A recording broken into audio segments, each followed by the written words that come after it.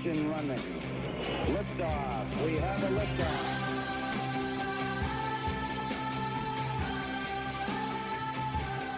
Good evening. Welcome. It is Eric Erickson here, News 95.5, AM 750, WSB, the nation's most listened to news talk station. Yes, we are. People love us. So do you.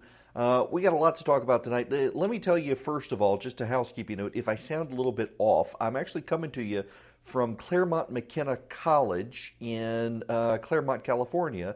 Flew in, got in 1 a.m. our time, and am giving a speech to the Claremont McKenna College Athenaeum tonight, which is they have a conference. They bring in speakers every week throughout the college year to talk about different aspects of life. They asked me to come talk about how Christianity and politics can sometimes collide and how counterculture Christianity is. So I'm out here speaking tonight.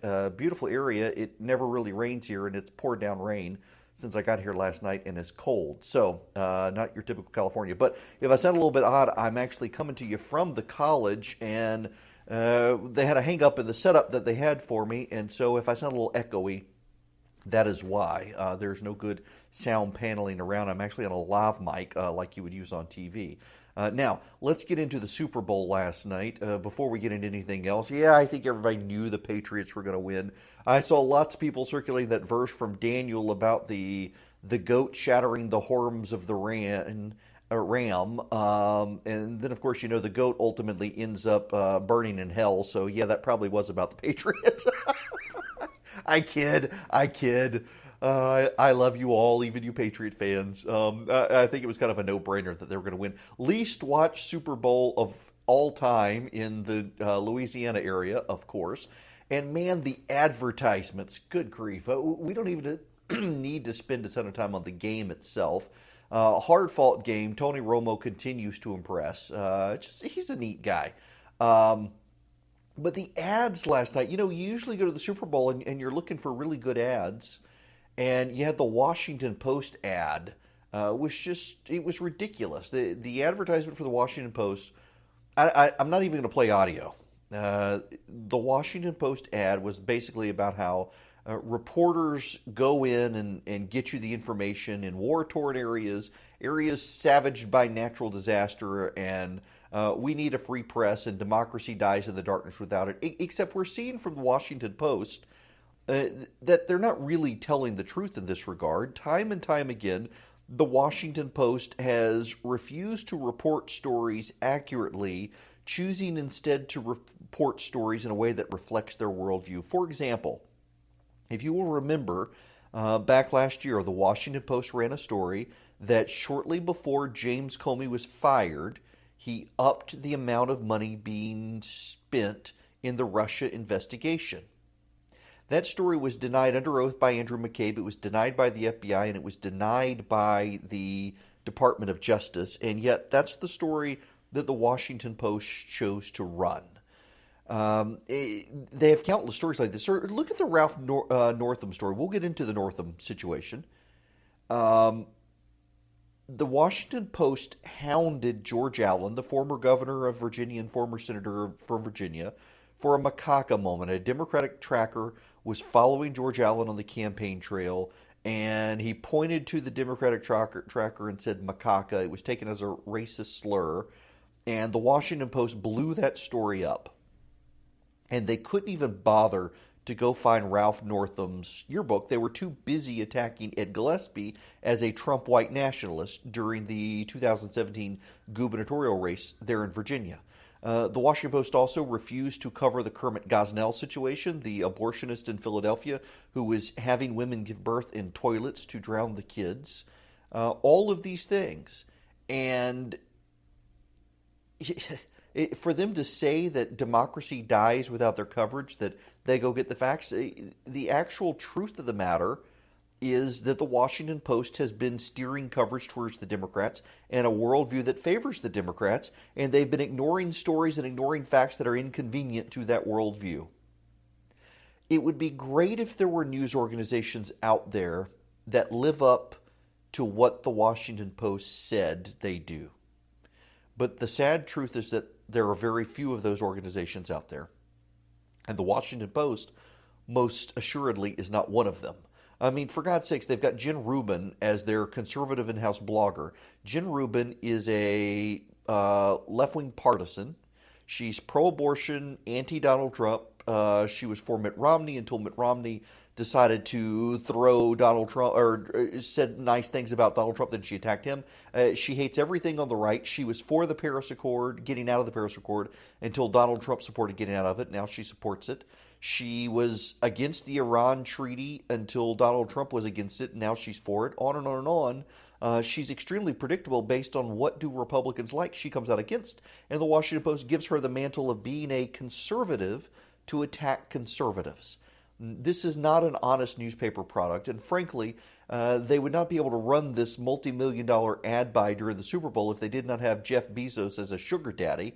And Bezos, of course, is decidedly to the left. I mean, for God's sakes, Amazon was worried about coming to Georgia, putting a business in Georgia, because Georgia might want the Religious Freedom Restoration Act. Do you really think that the Washington Post is going to give honest coverage to religious persecution in the United States, given that Jeff Bezos is opposed to religious liberty? Do you really think that the Washington Post is going to give fair coverage to the baker who is persecuted because he doesn't want to bake? Of course not. For them to try to claim the mantle of being something they're not is appalling. Particularly a week after all these layoffs in the media, how many journalists could be put on the payroll for that amount of money? And they decided not to go there. Now, speaking of places we have to go, I want to go check traffic, and when we get back from traffic, we got to move into the Northam situation. It is developing pretty significantly, and he's had a cabinet meeting, more coming, and now let's leave the Super Bowl behind and spend a few minutes on Ralph Northam and Justin Fairfax. Ralph Northam, governor of Virginia, 35 years ago, had on his yearbook page, we talked about this on Friday, it was big news over the weekend, had a picture on his Facebook page, on his yearbook page.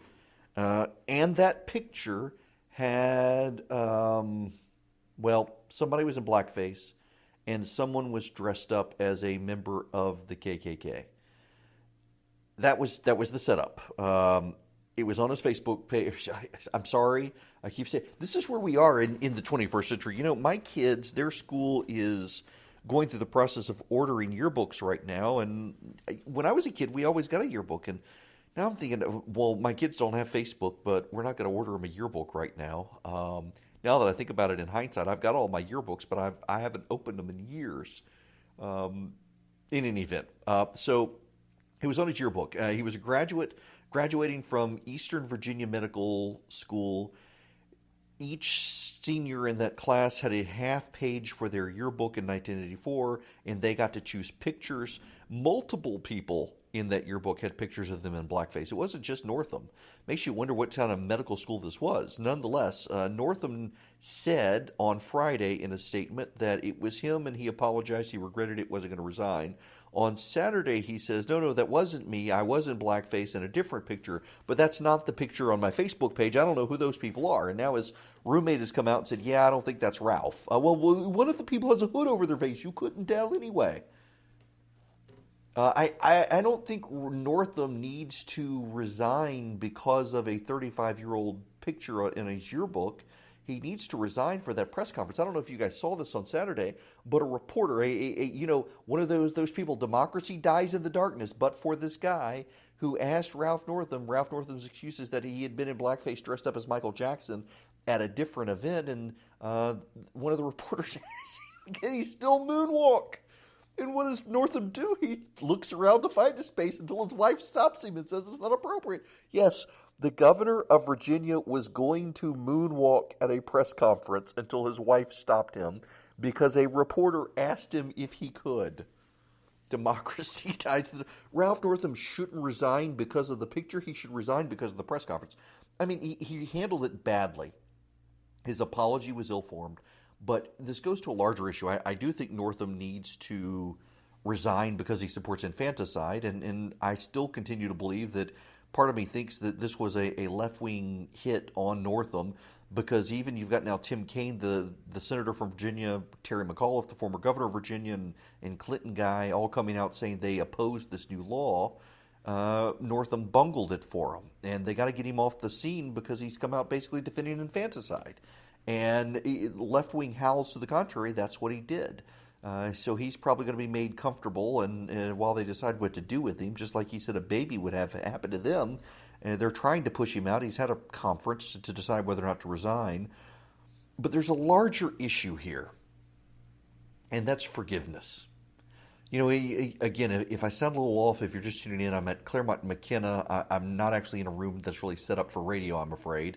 And so I sound a little tinny probably. But nonetheless, I'm here tonight speaking at one of their lecture series on Christianity and politics and how counterculture Christianity is. And one of the things we see in current culture is a willingness to define us by our worst act. We're defined by our worst act, and we're never allowed to move beyond it. And this was 35 years ago. Look at Kevin Hart in the Oscars.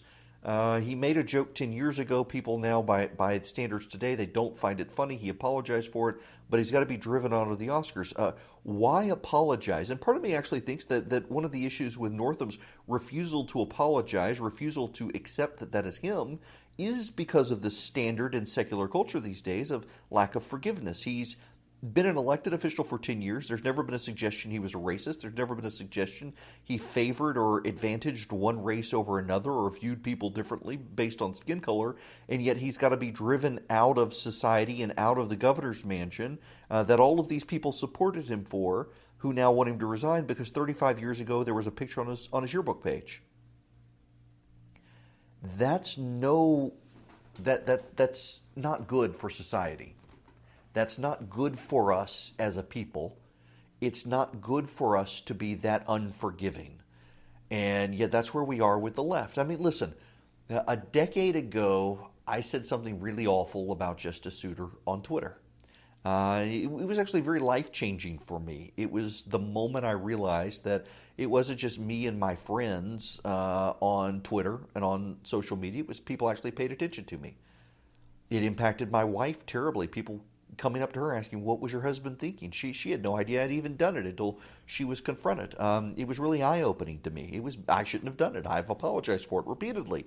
Apologized for it. And to this day, there are people on the left, but some on the right as well, who say, we can't listen to this guy. Look what he did.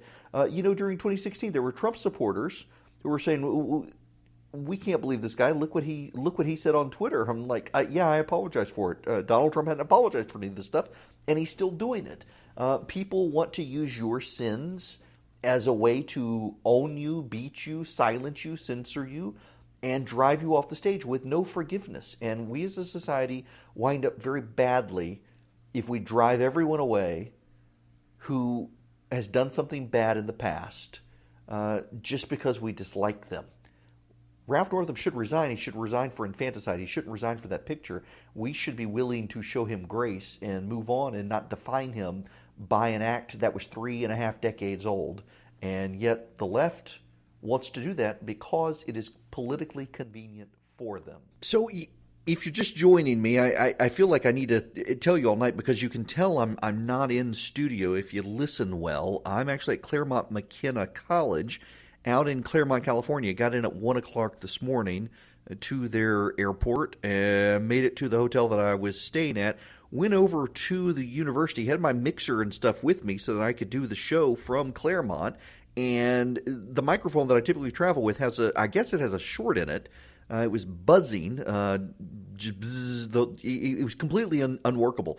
So the fine folks at Claremont McKenna were able to scramble around. They found me a lav mic that you use at a TV studio, but I'm not in a TV studio. I'm actually at the Athenaeum, a beautiful dining room area here on campus where it never rains, and yet it's pouring down rain today, doing my show. So thanks for tuning in. I will be back tomorrow for the State of the Union address. We're going to go until 1 o'clock in the morning tomorrow night here on WSB, covering the State of the Union. After the speech, we'll also cover Stacey Abrams' response to the State of the Union tomorrow. We'll get into some thoughts on that today as well. But right now, I don't know if you saw the story over the weekend. San Francisco now has more drug addicts than it does high school students. San Francisco has more drug addicts than high school students. Ponder that for just think about the collapse of that society. This is from KTVU in San Francisco. San Francisco has more drug users than students enrolled in its public high schools, according to a health department survey. There are 24,500 injection drug users in San Francisco and 16,000 students enrolled in the San Francisco Unified School District, a comparison first reported by the San Francisco Chronicle. The number of serious users has gone up by 2,000 since 2012. Now, here's the thing. You and I will look at this and say there's a real problem here with society. And later this evening, before I get out of here, so the whole reason I'm here at Claremont McKenna College is to give a speech tonight on the counterculture nature of Christianity and how it plays out in our public sphere and in politics. And one of the issues here is, the rise of marijuana and drug use. Drunkenness is a sin. And if you are a user of drugs, when you use drugs, you are trying to separate yourself from reality. You're trying to get high into a drunken state. You got to presume that's sinful too. And we have a lot of people bailing on society as society collapses around us in drugs. And you go to places like San Francisco and they're okay with it. In fact, there are probably people in San Francisco, and I don't think I'm exaggerating here, given the rhetoric out there, there are more likely than not people in California who look at this and think it's good because a decline in carbon emitters is not a bad thing. So you have a bunch of people checking out of society, living on the street doing drugs, and you have fewer and fewer kids being born, and that's not a bad thing to some of them. That should be a problem for us. The secularism that defines Ralph Northam by his bad deeds 35 years ago and stuff like this, it's the collapse of society around us is really appalling. We're supposed to be fruitful and multiply. We're supposed to love and be loved. We're supposed to take care of people.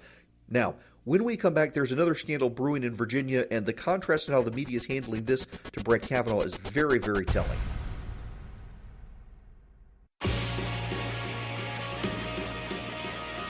I'm going to give you the phone number now, 404-872-0750, 1-800-WSB-TALK.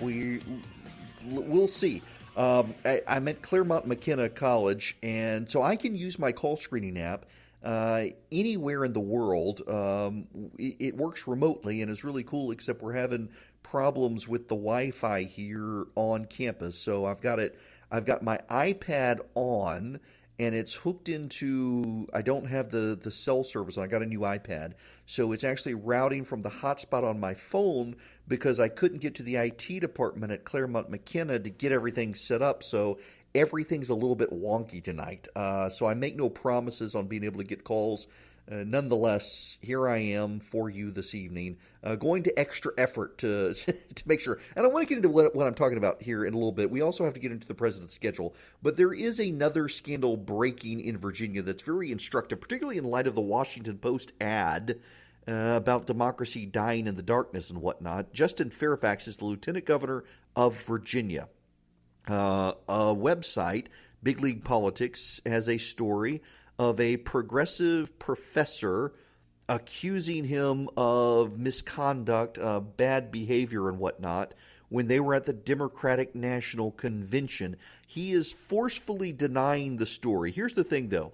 She can identify where they were, what hotel they were at, when it happened, what he did, all of those things with more detail than Christine Blasey Ford ever could with Brett Kavanaugh. And the media treatment of this is that, well, it's her word against his, and so there are too many red flags in the story. Contrast that with Brett Kavanaugh, and then the Washington Post treatment of the same. Contrast that with Brett Kavanaugh. The Washington Post, media outlets everywhere, progressive activists said we got to believe all women. Now, there is something, and this relates to the speech tonight, in hypocrisy. You've got a situation where the media has been saying since last week when the Ralph Northam picture came out, hey, Republicans, maybe you should sit this out. You got Steve King, you got Donald Trump, you're not distancing yourselves from them. Maybe you should sit out this story. Maybe the media has an obligation to pursue this story because of the way it pursued the Brett Kavanaugh story. You've got the same preponderance of evidence here. You got the same situation in that regard, and yet they want to ignore this story because the media doesn't want to tear down the Democrat lieutenant governor in Virginia when they may be elevating him as the second black governor of Virginia if they can get rid of Ralph Northam, the guy who posed in blackface or in a Klan hood 35 years ago. It is an amazing double standard that we are witnessing. And this is one of the reasons why so many people do not trust the press. But there's another side angle to the story worth considering as well, and that is why I firmly believe and have long taken the position that we as conservatives cannot ignore bad actors on our side. We can't ignore bad things on our side because it does allow people, the independent person who's not a progressive, look at us and say, well, yeah, you're just as partisan as the other guy. You turn a blind eye when it's on your side. No. We have a track record of calling this out on our side. It's something we have to consider. That's why look at the ERA fight in Georgia. We'll get into this a little bit. I have over the weekend gotten ample hate mail from people for calling out the Republicans on this. We only have a few seats left before the Democrats take the majority in the state Senate. You can't do this. You're going to hurt them. So we should let them pass? And then, of course, you have the people, no, we shouldn't let it pass, but you should talk to them behind the scenes. You know, I'm a talk radio show host. I shouldn't have to go behind the scenes. I speak what I think. I get paid to do that. If you don't like it, you can deal with it. But I'm not going to not cover the news, and I'm not going to not hold my own side accountable because you think there will be partisan repercussions because of it. We're seeing partisan repercussions in particularly independent voters now not believing either side. You got the Democrats all upset over Howard Schultz's run. Howard Schultz apparently reconsidering his run for the presidency because of the left-wing outrage. I firmly believe we got to hold our own side accountable. If we don't, the voters are going to hold us accountable. I was on Bill Maher 2 weeks ago and made that point. If we don't clean up our own side, if we don't hold our own side accountable, the voters ultimately will. And at some point, the voters are going to get flat out fed up with you, and they're going to deal with it. Okay, now things are getting interesting here. So there's a train going by campus, and I can hear it in my headphones. I don't know if you guys can hear it. And there's someone also outside the room I'm broadcasting from who's vacuuming. You know, the internet is a modern miracle that I can do this show here live with you guys. It doesn't look like call screening is going to be able to work tonight, but have all this going around and be able to get it over the internet, and it's a fascinating situation. Wow, what a setup. Okay, the ERA in Georgia. Let me just spend a couple of minutes with you and tell you it appears that it is dead, and that's a good thing. The state Senate Republicans, as they have gone into it and explored it and realized that looks can be deceiving, realized that this is probably not something that they actually want to pass in Georgia, so they're going to take a pass on it. It has been referred to committee and will probably stay there. I'm sure we will see Democrats in Georgia become very active in pushing this. I still think Republicans in Georgia need to get the Democrats on record against infanticide. You now got Rhode Island and Connecticut coming forward saying they need late-term abortion measures. And I think it would be great for Georgia Republicans to get in on this and say, no, we don't, and get the Democrats on record. You know, one of the most pro-life constituencies in America, pay attention to this. Do you know why I called Wendy Davis Abortion Barbie in Texas? There's actually plenty of data out there that the most pro-life group in this country are Hispanic voters. Even in California, Hispanic voters are pro-life. So I knew in Texas when Wendy Davis ran for governor, defined her early as Abortion Barbie, that Vogue was running profiles about her Barbie good looks. It was hilarious to see people call me sexist for calling her Abortion Barbie. I was like, why didn't you call Vogue sexist when they did an entire profile on her Barbie-like good looks? I mean, that was their phrase, Barbie like good looks. They should have seen her before the makeover. Nonetheless, defining her early as abortion Barbie hurt her with Hispanic voters against Greg Abbott. So I think Republicans can use this abortion issue. Most voters do not look kindly on late-term abortion. It is an issue where the left thinks that everyone agrees with them, and they don't. Now, we on the right need to be mindful that most Americans disagree with us on a complete abortion ban. A lot of Americans think that in the first 15 to 20 weeks, it's okay. It's after that they start having real moral reservations about it because the baby actually looks more like a baby. It's a fight we can fight, and we ought to fight it here in Georgia. We ought to get people on the record here. And frankly, if you are opposed to late-term abortion, you should be opposed to the Equal Rights Amendment, and the Georgia Republicans should get the Democrats on record. I hear from Republicans, particularly in the state Senate, but also in the state House, that the Democrats are far more organized now and seem to be wanting to run a permanent campaign. You got Stacey Abrams. You had the ad during the Super Bowl. You've got Stacey Abrams giving the State of the Union response tomorrow night. We'll get into that in a little bit.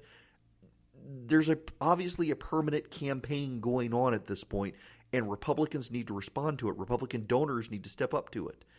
John Watson, the Republican Party chairman here in Georgia, has decided he's not going to run again.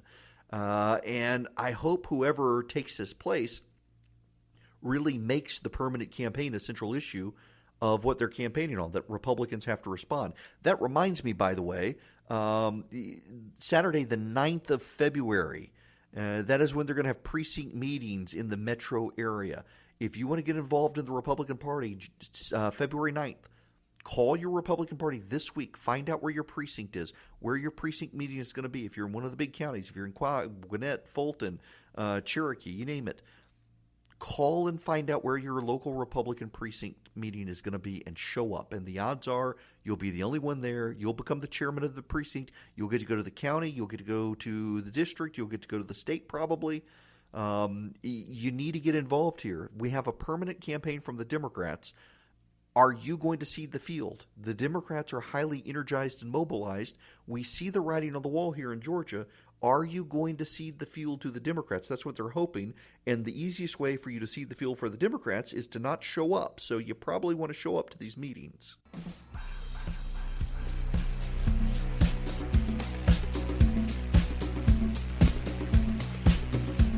During commercial break, Jamie from Mableton emailed me. Said she'd call in, but since I can't take phone calls, thank you for going along with that. Sorry, guys, sorry about just the technical issues here at Claremont. They've been so gracious to be able to accommodate me with all the technical hurdles we're having to do the show today. I don't remember the last time it was this difficult to do. In any event, so Jamie wanted to know if I could explain a little more. She's in Mableton, what to do.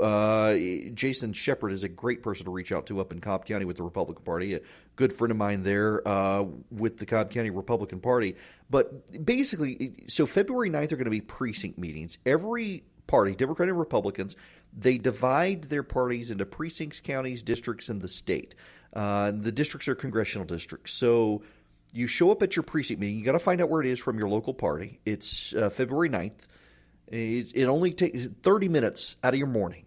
30 minutes out of your morning. You show up at your precinct. You're probably going to be one of the very few people there. Bring your friends with you. You can become the chairman of your precinct. They'll all vote for you. You get involved in your local party at the precinct level. The precinct is committed to helping organize down to the precinct level and find out where all the voters are who might vote Republican.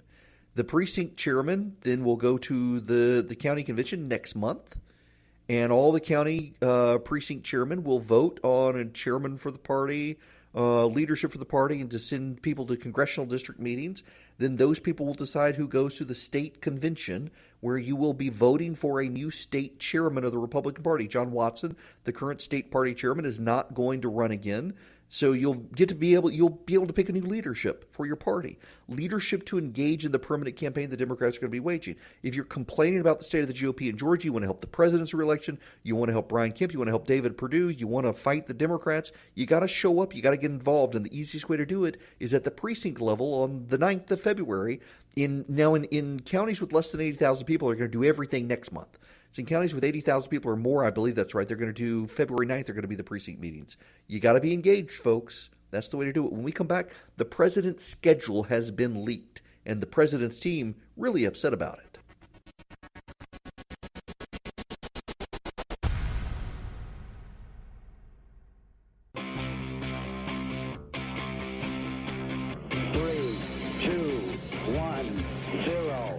Engine running. Liftoff. We have a liftoff. It is the second hour. I am Eric Erickson. This is Atlanta's Evening News on WSB. Okay, I feel like a broken record saying this. Sound like a broken record to myself, at least. I sound like I'm in a cavern, perhaps, because I can hear it through my headphones a little bit. I am actually at Claremont McKenna College. At the bottom of the hour, I'll get into what I'm actually talking about tonight. But I got asked about a year ago to come out here for a speech on how Christianity is counterculture and how it applies into politics and life. And I'm giving that speech tonight, been preparing for it for a while. There is a holdup, though, and so your prayers appreciated. Christy was supposed to have her cancer scans last Tuesday. With the threat of snow, it got moved to tomorrow, and so I can't be there. I could not get out of the speech. It's been on the calendar for a year. There was no way to get out of it. So her dad will be with her mom with the kids. I'll be home tomorrow afternoon, and then I'll be on radio until 1 o'clock Wednesday morning for the State of the Union. But prayers that everything goes well for my wife tomorrow, much appreciated. We're hoping for good scan results again. But here we are at that time. Every 3 months we do this with metronomic regularity, as they say.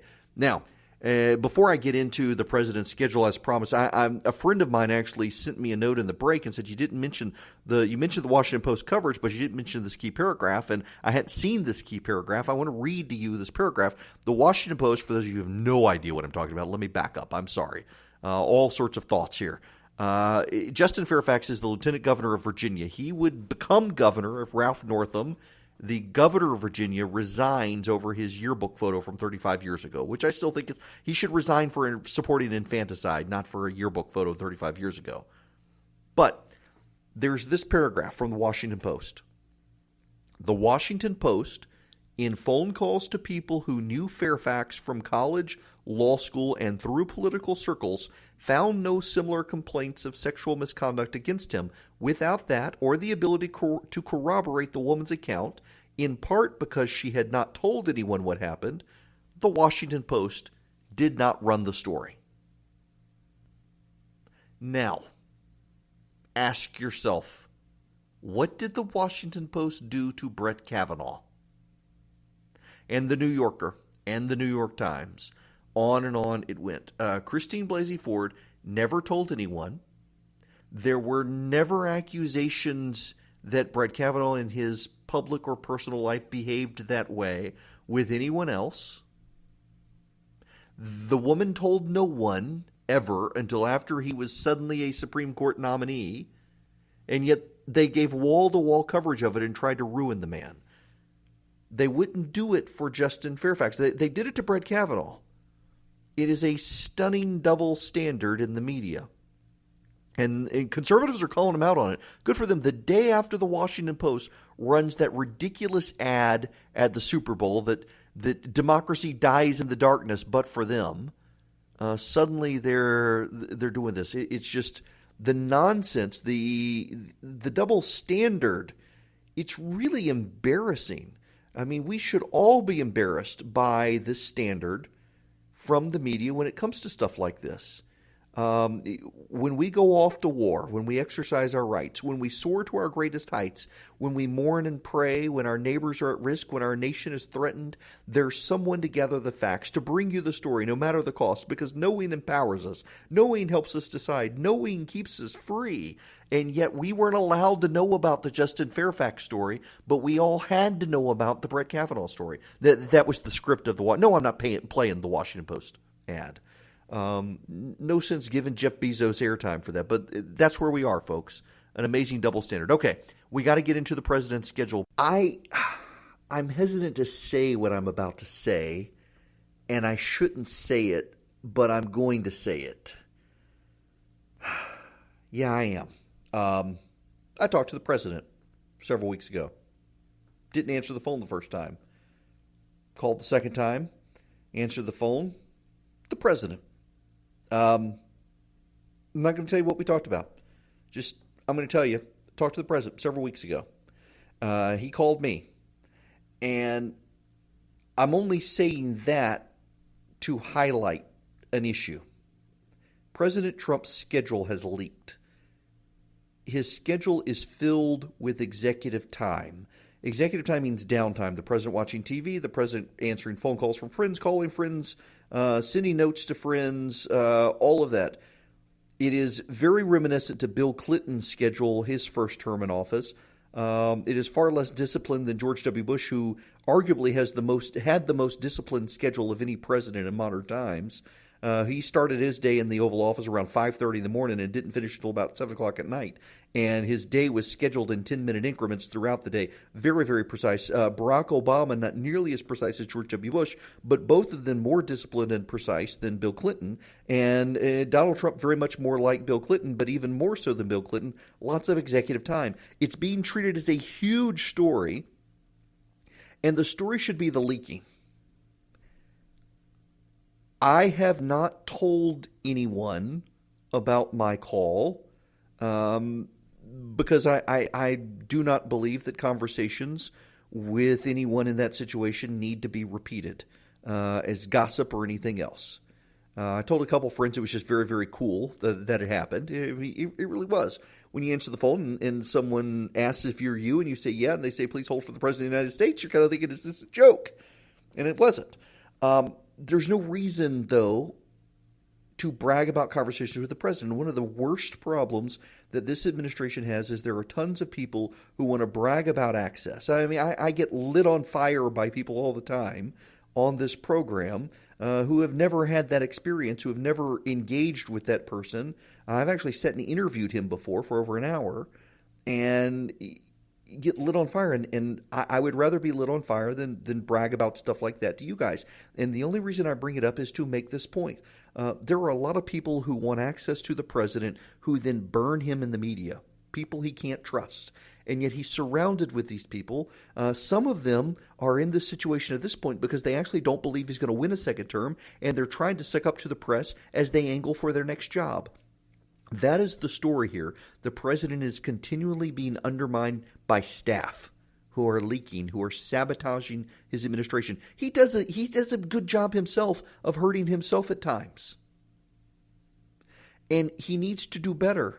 I think the president can win in 2020, but he's got to exercise some discipline. Hillary Clinton's not going to be on the ballot this time. It's going to be different. But the story of the staff leaking his schedule, that should be the story. Not that the president has lots of executive time. And you know what he's doing during that executive time? He's calling people, called me. He's calling friends of his. He's calling people to get their advice. He's not using the formal list of advisors that most presidents rely on, largely because he now knows, thanks to the New York Times anonymous op-ed, that a lot of those people are trying to stop him from doing the things he wants to do. So he's reaching out around them. The story here is that the president continues to be sabotaged by press humpers who want to get out of the press and be liked by the press, leaking his schedule to the press. That's a really big deal, and it's one that this White House needs to seriously investigate and find out what's going on and stop these people.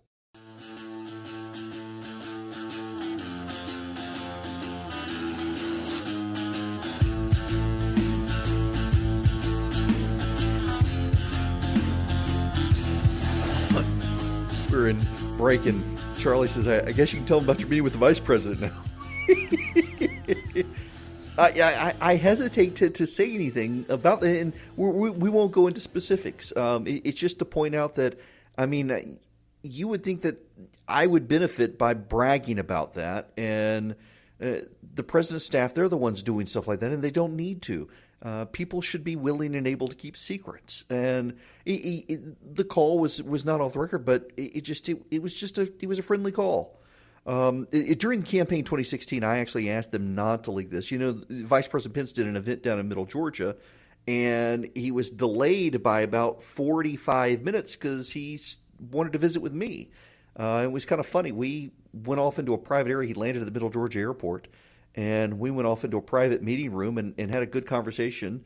It was his wife, Nick Ayers, him, me, and it was a nice time. And I felt no need to brag about that on the radio or talk about it at the time. In fact, I specifically asked his team not to tell the reporters that's what had held him up. And so it doubly angers me when I see so many people want to brag about stuff like that. I've met plenty of famous people in my life. I know some very, very famous people who you all know, who I am friends with, and I don't name drop. I don't drop their names. I don't want to be known as a friend of theirs. In a couple of cases, it's people who I think it would probably harm their career in Hollywood if we were known as being friends with each other, because we completely disagree on politics, but are friends otherwise. And one of the most frustrating parts in this era is, I don't know that I was about to say the Me Too hashtag, and I don't want to disparage what is a good movement to reveal harassers and stuff, but there really is this sort of, and everything else as well, beyond I'm a victim of being abused, there's a, hey, me too, I know this person, I have access to this person, let me tell you about my time, the bragging and putting this stuff up on Instagram and oversharing connections to people. And oftentimes you have people who they really aren't that connected to someone, but they claim to be. And it's so frustrating. And we see these people now surrounded by the president. I think they do a real disservice leaking his schedule to him. There's nothing wrong with the president having a lot of executive time, because I have a sense of what he's doing in that executive time. There is a real problem, though, in the braggadocious nature of people wanting to suck up to the media by leaking stuff like that, by being on the press's side, by being useful in those ways. A need to be liked. That's what it really comes down to, a need to be liked by certain people. That's kind of why I'm here at Claremont McKenna College out in Claremont, California. I'm giving a speech tonight in about 3 hours from now. It's the whole time change thing has me thrown off. I'm actually in their big amphitheater area, which is why it sounds somewhat funny here. I'm actually using a lav mic, holding it up as if it's a regular mic so that it doesn't catch so much of the echo as it was on my shirt. In any event, when I come back, I want to spend a little bit of time talking about that. It's relevant to all these subjects today.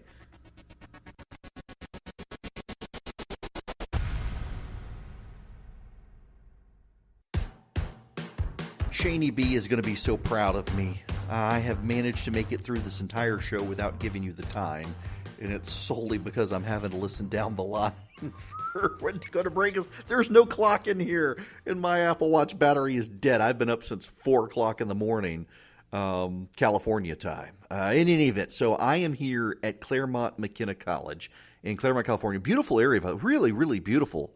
And it normally doesn't rain, and it is pouring down rain. There are mudslides in the area.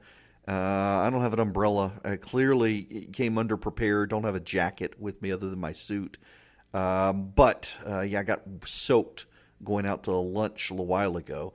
So I'm giving this speech, and it's on counterculture faith, how Christianity is very counterculture to the culture today, and that applies to politics as well, and how we're not supposed to be tribal as Christians. You can identify as a Republican, but you should put your faith above the Republican Party. And it's one of my frustrations with a lot of Christian Trump supporters is they're willing to excuse his bad behavior because they decide the other side is worse.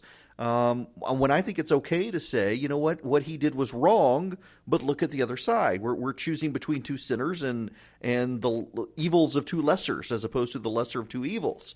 And we align more with him. It's the nature of politics. We're not going to find someone who's pure as the driven snow. And yet there are a lot of people who serve as apologists for bad behavior. But one of the larger aspects here, particularly this is a college. It's undergraduates. It's not graduate students. It's related to my book, Before You Wake, and life lessons to my kids. And it all really comes back. People ask me all the time what my favorite verse of the Bible is. Honestly, I'm terrible about memorizing verses in Scripture. But I can tell you, in all honesty, my favorite verse in the Bible is actually the very first verse. In the beginning, God created the heavens and the earth.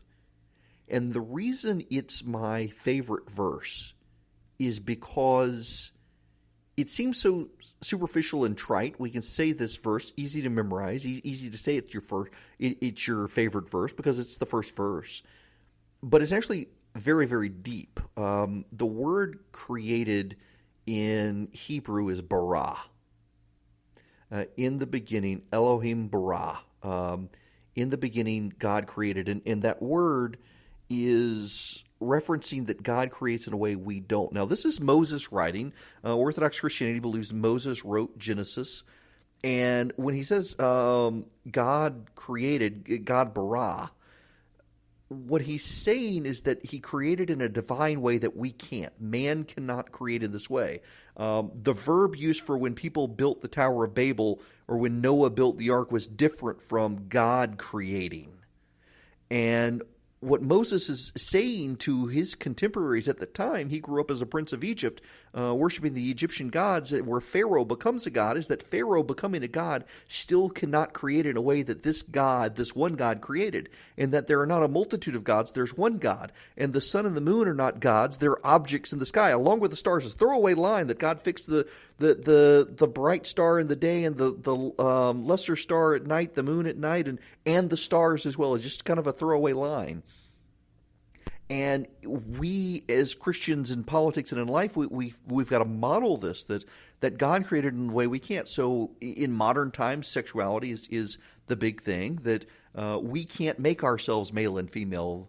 Genesis 1 says God made us male and female. So we can't embrace transgender ideology because it's not biblical. We cannot embrace the idea that, for example, homosexuality isn't a sin because, or that gay marriage is appropriate because God created marriage as an institution between man and women. And it becomes harder and harder in society for Christians, and we want to be liked. We want to get along. We don't want to pick these fights. We don't want to have these fights. We don't want to be seen as the bad guy. We want to be liked. We don't want to say, and there's this huge temptation to say that, okay, we're okay with this. Yes, we're Christians and we believe this, but it doesn't really apply in a daily life. And what the Bible says is that we can't be a Christian for an hour on Sunday and then be a Republican or a Democrat or a liberal or a conservative the rest of the week. That Christianity must infuse our morality. It must infuse our daily life.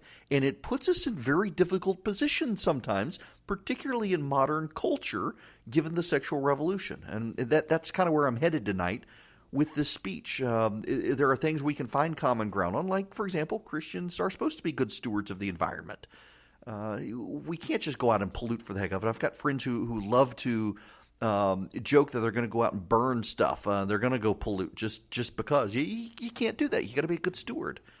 But that's where I'm headed tonight. It's a topic that's been more and more fascinating to me as I've been working on my degree in theology. So real quickly, I'm going along bad with clock management tonight. So I'm starting off on the easy things in this speech. Forgiveness, the environment, being a good neighbor.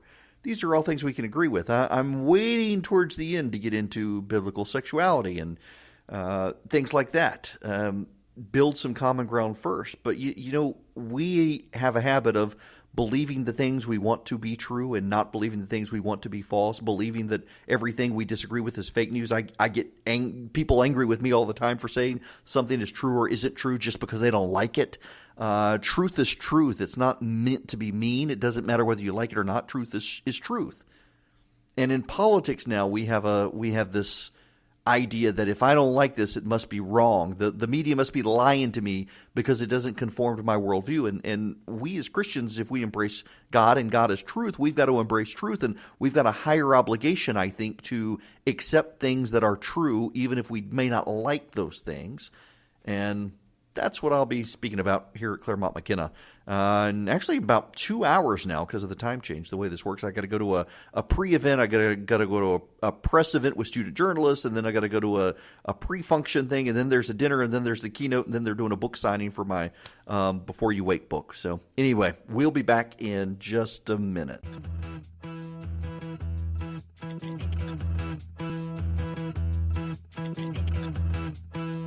Believe it or not, I've become that guy. I got up this morning, there's no hotel gym, and trying to get back into CrossFit, and I couldn't go this entire past week because I had meetings every morning, and so yeah, I'm the guy on the top floor of the hotel doing burpees and jumping jacks in my room. God, I hate burpees. Nonetheless, there I was, trying to get my exercise for the day. My Apple Watch is happy with me. Got to close the rings, people. Housekeeping notes. Tomorrow, Mark Aram is going to take my slot because I am going to be in the air getting home. But then tomorrow night, I will cover the State of the Union address with you, the Stacey Abrams response as well. We will be capturing it, the never-ending campaign. The Democrats are really investing in Stacey Abrams in a way they haven't invested in candidates in a while. The State of the Union response tends to be a flop for anyone who gives it, and the bigger issue is no one ever remembers it. I mean, I was telling people last year the State of the Union didn't really matter last year, and within 3 days the president had tweeted something and everybody was paying attention to something else. That's probably going to be the way it is now, but it is the big political event of the year. In the run-up to a year from now, the Iowa caucuses, setting the stage, and also whether Abrams will run against Purdue. So stick with us here at WSB tomorrow night, 10:30 p.m. until 1 o'clock in the morning. I'll be broadcasting across the Cox Media Group family of stations and taking your phone calls in reaction to the State of the Union. I will see you guys then. Have a great night.